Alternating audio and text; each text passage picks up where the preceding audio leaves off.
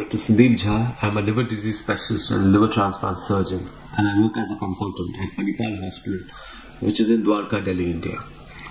Today we are going to talk about the essential lifestyle modifications that any patients of cirrhosis might have to undertake.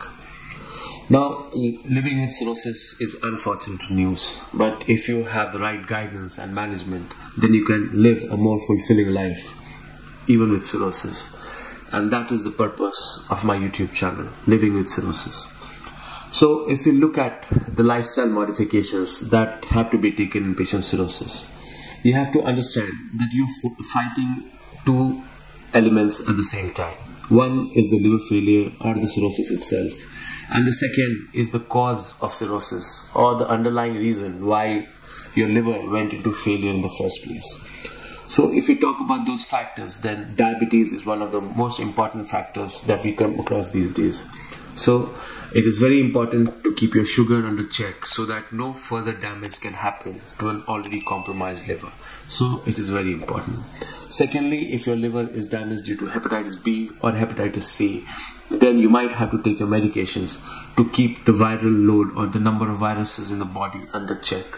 And this is very important. Third is obesity. Obesity is one of the very common reasons why liver cirrhosis happens.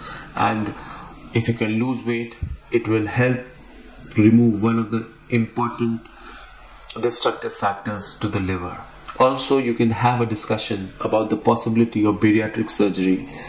In your case, if you're a patient with cirrhosis, can you undergo bariatric surgery, which will help? That discussion you can have with your doctor or your physician. Then there are many other causes of cirrhosis that you have to take care if you're dealing with cirrhosis, like autoimmune hepatitis, primary sclerosing cholangitis, and other rare causes that you'll have to take care. Then one of the most important factors in living with cirrhosis is malnutrition. You have to deal with malnutrition very early in case of cirrhosis. It is said that nearly 20% of patients with cirrhosis have malnutrition, and nearly 50% of patients with decompensated cirrhosis have malnutrition. So you have to protect against malnutrition, and the most effective way is to have 4 to 6 meals per day, in which your meals are closely separated so that your blood glucose does not fall to low levels during a prolonged period of time, because that will cause your muscle and protein stores to be mobilized, and hence will lead to muscle or protein loss in your body. Then you have to stay away from alcohol. Alcohol is a strict no-no if you are suffering from cirrhosis, because an already compromised liver will be further damaged if you continue to take alcohol. Also, alcohol can lead to faster progression of decompensated cirrhosis, and it is also a risk factor for development of liver cancer. So you should absolutely stay away from alcohol. Another is smoking. Smoking is a strict no-no for patients with cirrhosis, because although it does not directly cause cirrhosis, but it is responsible for a higher percentage of fibrosis in the liver, or it is a fibrogenic stimuli which causes increased fibrosis in liver, hence increased incidence of cirrhosis, and also it is a potential risk factor for development of liver cancer. So you should absolutely stay away from smoking. Then a healthy lifestyle or exercise. Now exercise is recommended for 15 to 45 minutes in a day for any patient with cirrhosis. You should start with a 5 to 10 minutes of warm-up, then 15 to 40 minutes of aerobic or resistance training, and another 5 to 10 minutes spent on stretching and flexibility. This is a recommended exercise regimen for a patient with cirrhosis. However, depending on your physical possibilities and limitations, you can modify these exercises or consult your doctor on how much exercise you can do. Now, the period when you're not exercising, or the times of the day when you're not actively exercising, the purpose is to stay away from a sedentary lifestyle or do not remain confined to bed. It can be difficult for some patients, but still you have to maintain an active lifestyle and try to engage in yourself in whatever activities that is possible that will keep you away from being confined to bed. and it can lead to tremendous improvements in a patient with cirrhosis. It can stimulate appetite, it can increase your metabolism, it can better control your blood sugar, it can keep you away from infection. So many benefits from an active lifestyle in any patient with cirrhosis.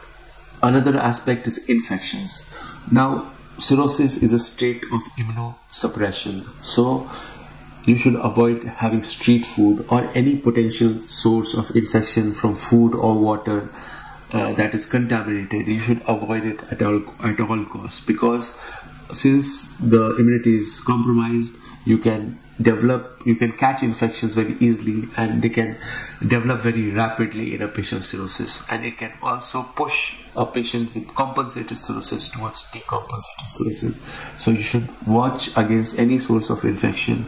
Even minor trauma to your limbs or foot or hand or anywhere in the body can lead to hematoma formation, bleeding, or soft tissue infection, and these can cause a very severe infection since a patient with cirrhosis is immunocompromised. So if you have any such features, then you should get in contact with your doctor, who can start you quickly on the treatment to control this infection. Another aspect is oral hygiene.